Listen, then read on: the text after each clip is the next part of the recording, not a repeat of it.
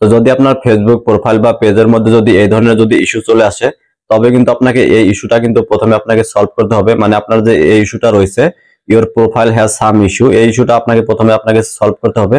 তবে কিন্তু আপনার যে পেজটা রয়েছে সেই পেজটা আপনার গ্রো হবে বা মনিটাইজেশন হবে।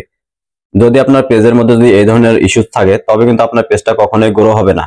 তো এই ইস্যুটা আপনি কিভাবে সলভ করবেন আজকের এই ভিডিওর মাধ্যমে full process step by step দেখাবো। তো ভিডিওটা স্কিপ না করে আপনি ফুললি ওয়াচ করবেন, তবে কিন্তু আপনি ইন ডিটেলস আপনি বুঝতে পারবেন, তবে কিন্তু আপনি আপনার যে ইস্যু রয়েছে সেই ইস্যুটা আপনি সলভ করতে পারবেন।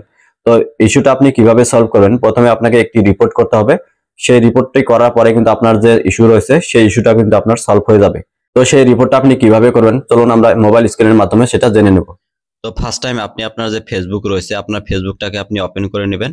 ওপেন করে নেওয়ার পর আপনি প্রোফাইলে চলে যাবেন। প্রোফাইলে যাওয়ার পর এখান থেকে আপনি স্ক্রল করে নেবেন। স্ক্রল করে নেওয়ার পর এখানে দেখতে পাচ্ছেন হেল্প অ্যান্ড সাপোর্ট, এখানে আপনি ক্লিক করে দেবেন। এখানে ক্লিক করার পর এখানে আপনি সাপোর্ট অপশনে ক্লিক করে দেবেন। তো সাপোর্ট অপশনে ক্লিক করার পর এখানে আপনি দেখতে পাচ্ছেন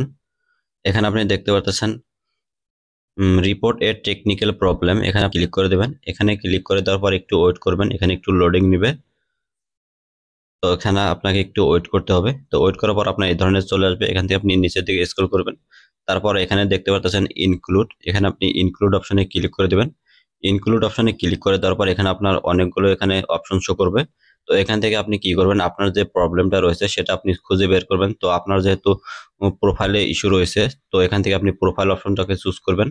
এখান থেকে আপনি প্রোফাইল অপশনটাকে চুজ করে নেবেন। প্রোফাইল অপশন চুজ করার পর এখানে দেখতে পাচ্ছেন ডিসক্রাইব দা ইস্যু, এখানে আপনার যে ইস্যুটা রয়েছে, আপনার যে প্রবলেম রয়েছে সেই প্রবলেমটা এখানে আপনাকে দিতে হবে।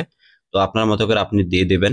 আর যদি আপনি আপনার মতো করে না দেন তাহলে আপনি কি করবেন, আমি আপনাদের জন্য সুবিধার্থে এখানে আমি একটা লিখে রেখেছি। তো আপনি চাইলে এটাও আপনি কপি করে দিতে পারেন। তো এখানে দেখতে পাচ্ছেন সবকিছু এখানে রেডি করা আছে। জাস্ট আপনি কি করবেন, যদি আপনার পেজ থাকে তাহলে এখানে আপনি পেজ দিয়ে দেবেন, যদি আপনার প্রোফাইল থাকে প্রোফাইল দিয়ে দেবেন। এখানে আপনার উল্লেখ করা আছে। তারপরে নিচে দেখতে পাচ্ছেন এখানে আপনি পেজ অবলিক প্রোফাইল লিঙ্ক, যদি আপনার পেজ থাকে পেজের লিঙ্ক দেবেন, যদি প্রোফাইল থাকে সেক্ষেত্রে আপনার প্রোফাইলের লিঙ্ক দেবেন। তারপর এখানে একটা ইমেল আইডি দিবেন। তারপর এখানে আপনার প্রোফাইল বা পেজের যে আইডি রয়েছে সেই আইডিটা আপনাকে এখানে দিতে হবে। তারপর আপনি কি করবেন, এখানে দেখতে পাচ্ছেন আপলোড ফ্রম ফোন, এখানে আপনি কি করবেন, আপনার যে প্রবলেম রয়েছে, আপনার যে ইস্যুটা রয়েছে, আপনার যে কি ইস্যুটা রয়েছে, your profile has some issue, সেটার যে একটা স্ক্রিনশট রয়েছে সেটা আপনি একটা কি করবেন, সেই ইস্যুটার একটা আপনি স্ক্রিনশট নেবেন। স্ক্রিনশট নিয়ে এখানে আপনি আপলোড ফ্রম ফোন এখানে আপনি আপলোড করে দিবেন।